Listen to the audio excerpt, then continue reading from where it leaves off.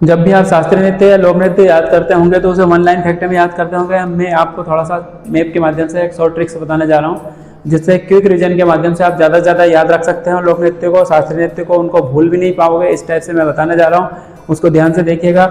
इससे होता क्या है कि जब भी आजकल सरकारी नौकरी की तैयारी करते हैं उन सभी बच्चों को कहना चाहूँगा कि अधिकतर कंपटीशन का दौर है, अधिकतर प्रतियोगिता का दौर है। इस दौर में सब लोग एक दूसरे से आगे निकलना चाहते हैं। यदि हम लोग इसको स्लो तरीके से याद करते हैं या स्लो तरीके से पढ़ाई करेंगे तो हम लोग पीछे रह जाएंगे।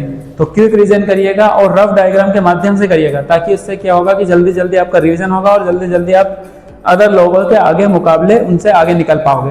तो ध्यान से देखिएगा प्रिय विद्यार्थियों, रफ डायग्राम बनाइएगा। रफ डायग्राम बनाने के बाद आपको इसके 4 भाग कर दीजिए। 4 भाग करने के बाद आपके हेडिंग रहेगी शास्त्रीय नृत्य याद करने का तरीका। शास्त्रीय नृत्य जब भी याद करना हो तो हम देखते हैं कि उत्तर भारत, ये वाला क्षेत्र उत्तर भारत कहलाता है। तो उत्तर भारत का जो लोक नृत्य है, उत्तर भारत लोक नृत्य, उत्तर भारत का लोक नृत्य आपको पता हो तो बता सकता हूँ मैं, कथक।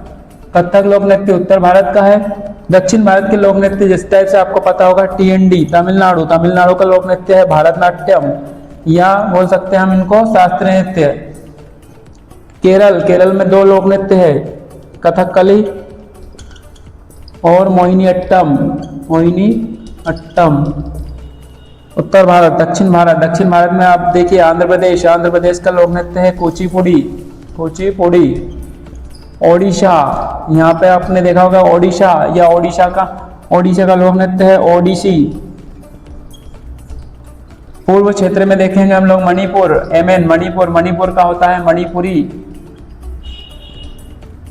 देन पंजाब, PNJ पंजाब, पंजाब में आपने देखा होगा कि भांगड़ा लोक नृत्य होता है। RJ राजस्थान, राजस्थान का लोक नृत्य है घूमर,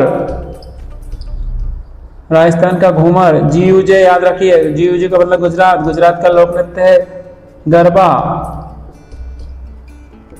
MH महाराष्ट्र, महाराष्ट्र का लोक नृत्य है तुम्हारा लावनी। कर्नाटक KR, कर्नाटक का है यक्षगान। असम, असम का लोक नृत्य बिहू,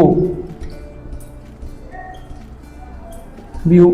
JK जम्मू कश्मीर वाले क्षेत्र में डंडी नाच, डंडी नाच। और राउफ लोक नृत्य है यहाँ का, राउफ।